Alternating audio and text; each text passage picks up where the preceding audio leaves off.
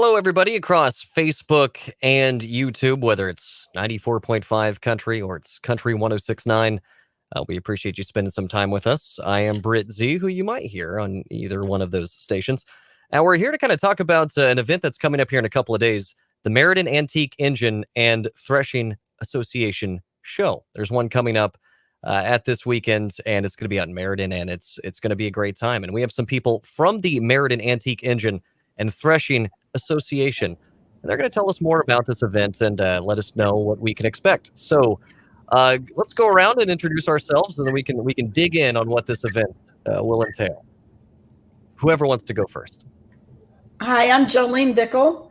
I'm the director of the kitchen, the Chuck Wagon. Ah.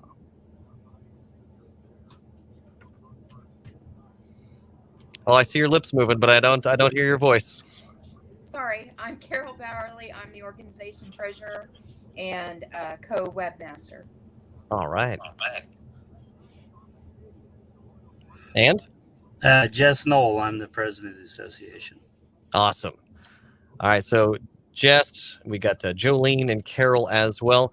How did the Meriden Antique Engine and Threshing Association get started, and how far back does it go? Carol, you or me? You. We actually started in 1976. This is our 46th year. So 1976 we organized. 1977 would have been the first year that we had the show on the grounds as we now have them at 8275 K4 Highway. Years ago, the farming heritage, farmers would get together to show other people how the farming practices were done prior to the equipment that we now have today, and that's our goal, is to preserve that history and give demonstrations to the public, and that's why we formed in 1976.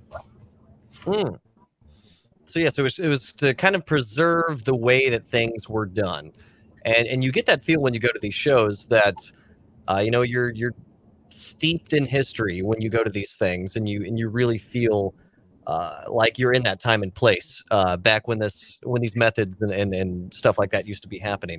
What would you say are some of your highlights of the summer show, or your favorite parts that might be coming up this weekend?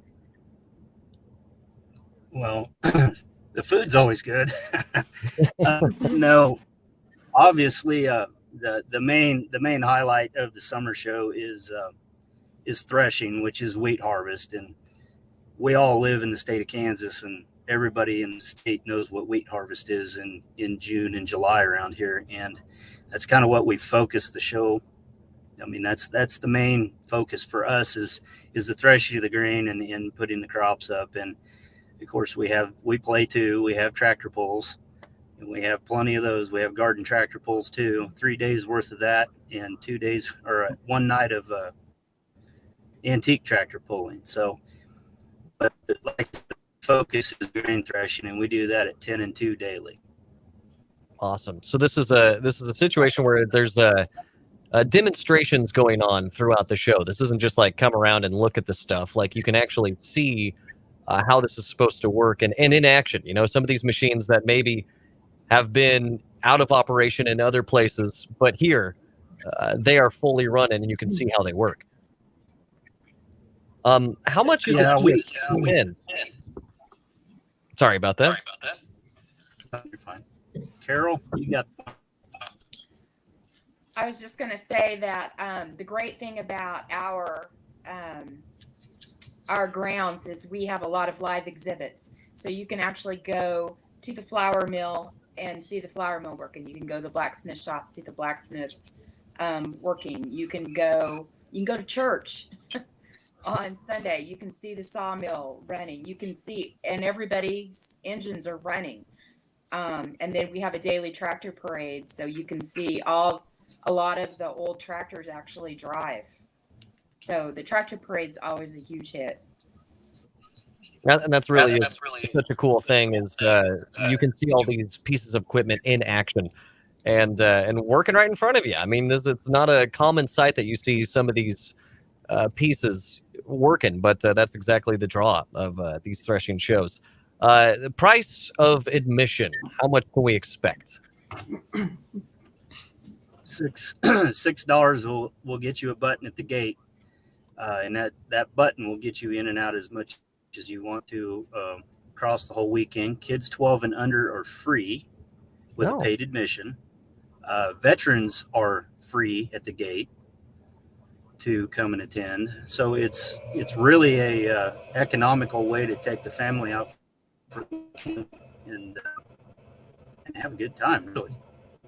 Yeah, I mean, $6 for an entire weekend worth of fun. That's not often you see something like that. So how about dogs, though? How much does it cost for a dog to attend? Just leash. Leash? Okay. As long as they're leashed. Just a leash. Event. Okay. Yeah, if your dog is As long as free. they're leashed.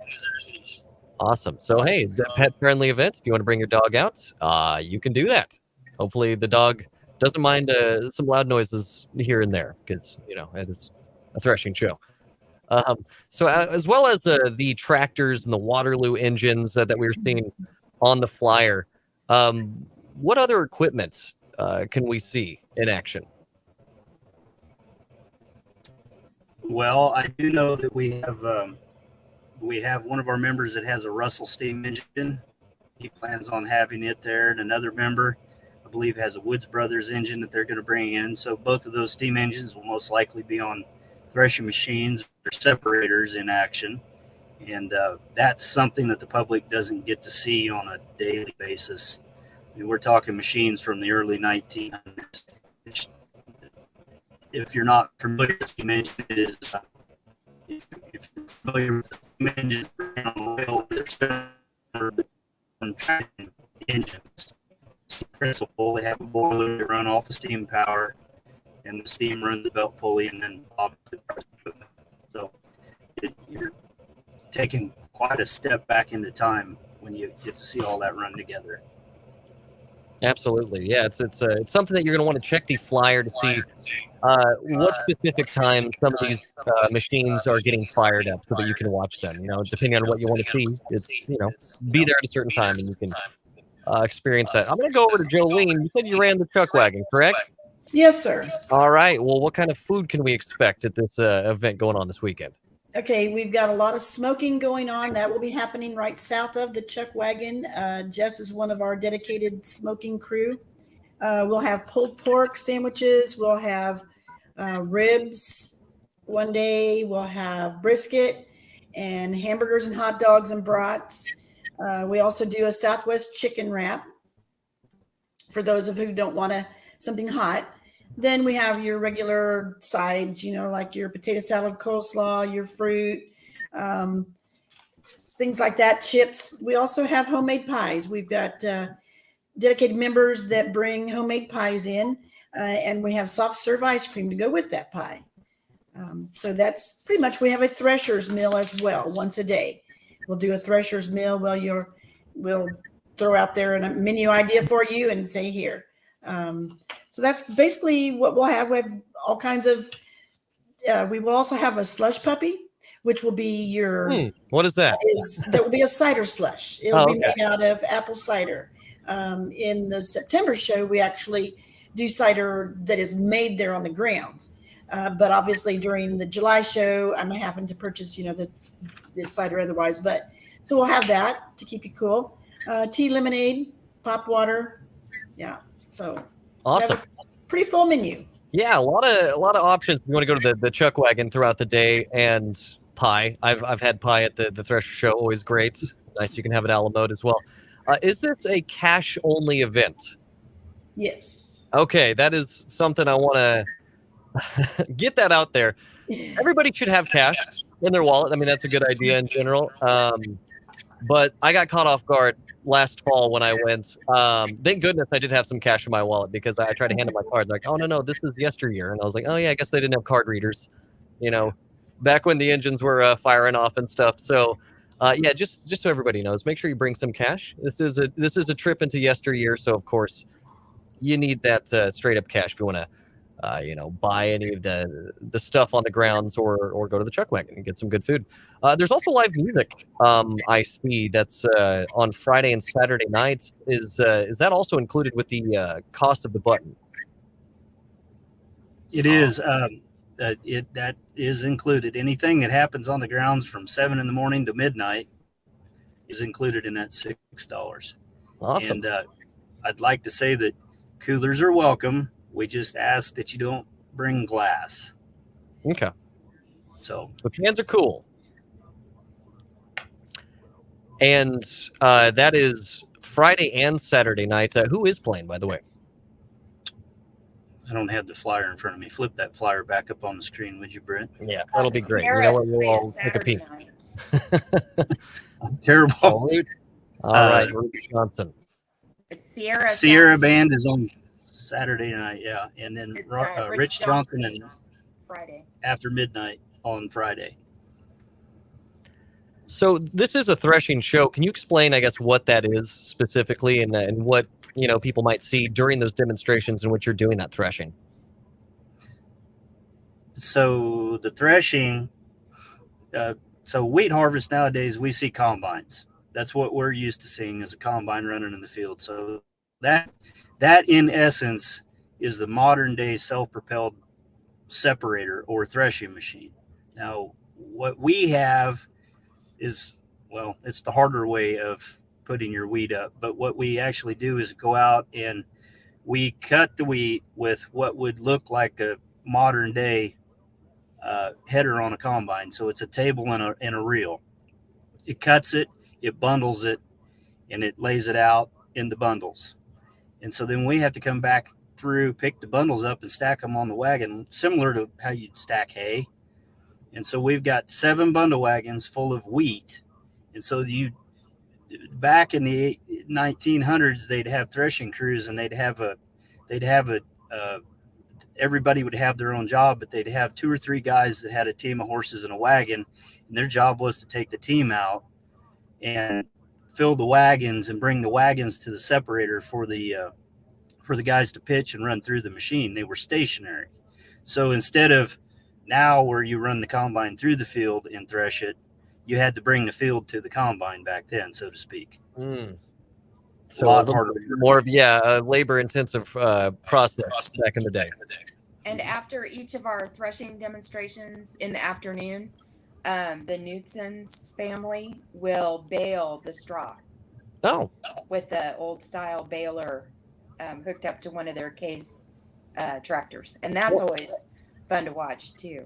Yeah, and that's what I appreciate about this event is seeing how things used to be done in yesteryear. I mean, it's, as we all progress and things get more easy and handy and stuff like that and convenient, you just miss some of these old ways that it used to be done, and you really don't get to see it anymore. But that's what's cool about an event like this. You can go immerse yourself in the past and kind of see exactly how it was and wrap your head around how some of these processes worked, where there was a lot more elbow grease going on back then, and it was more of an involved process.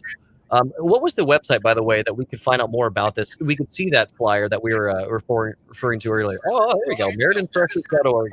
Just in case anybody's wondering, it's going across the bottom of your screen right there, MeridenThreshers.org. If you want any more information, you want to see the flyer, you want to see the rundown of what's going on when the demonstrations are, the antique tractor pull, the threshing demonstrations, stuff like that.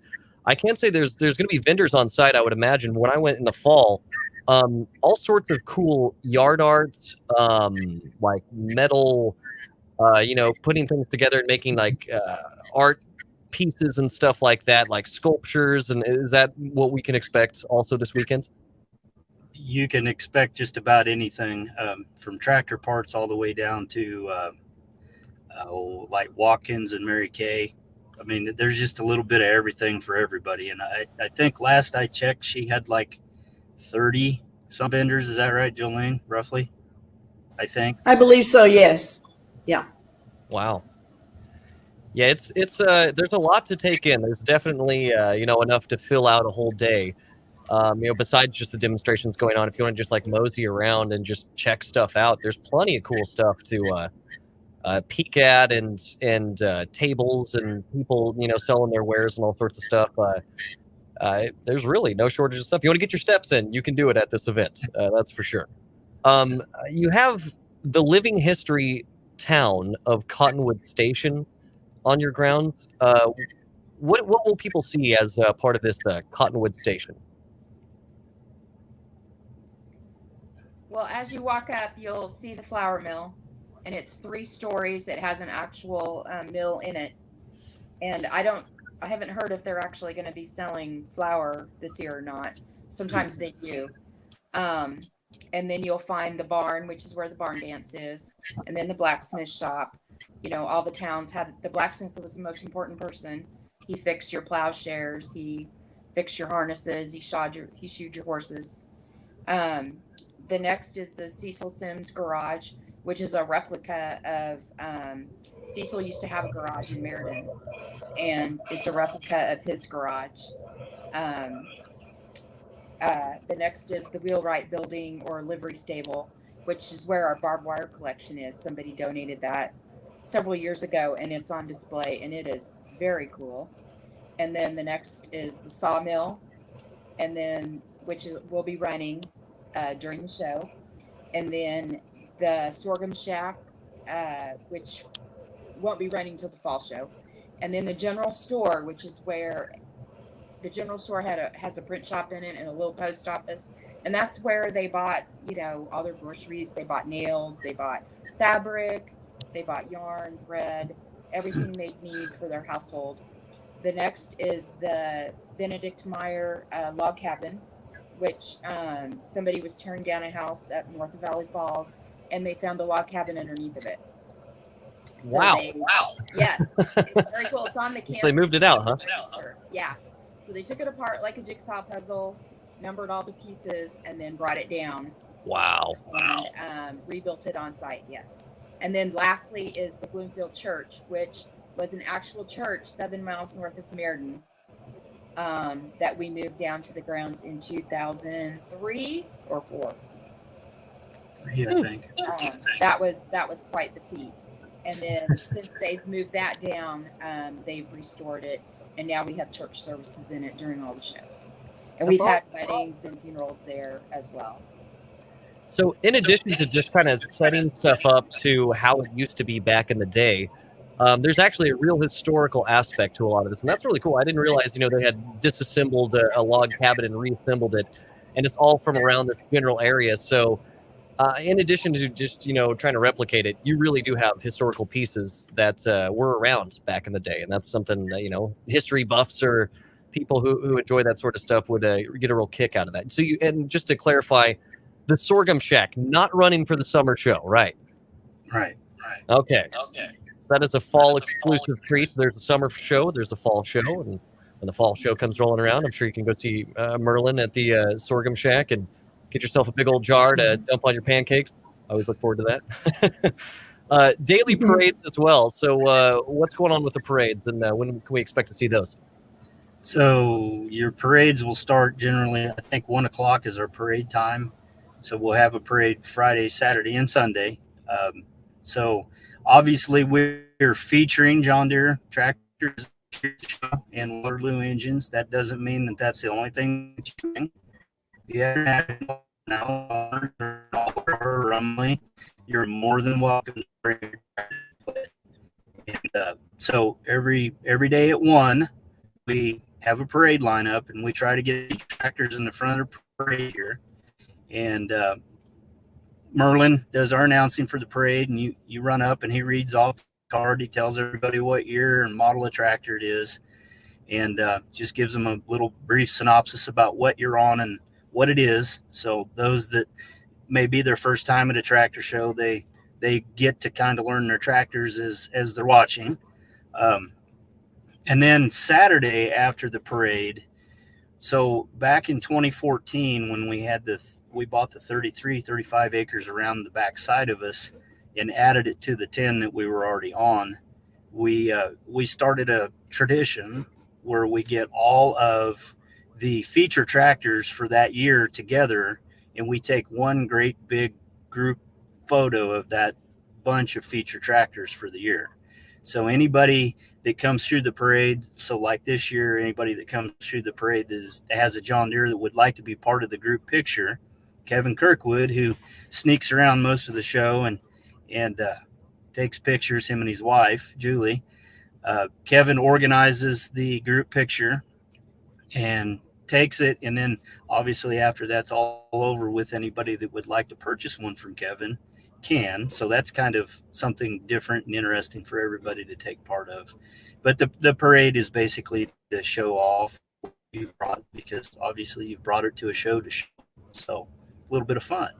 Yeah, makes sense. You got it all the way there. You might as well show it off there. And I'm sure everybody who's in attendance loves to see exactly that. This is, again, the Meriden Thresher Show. It's the summer show. This is starting this Friday on the 15th. It's running through the weekend.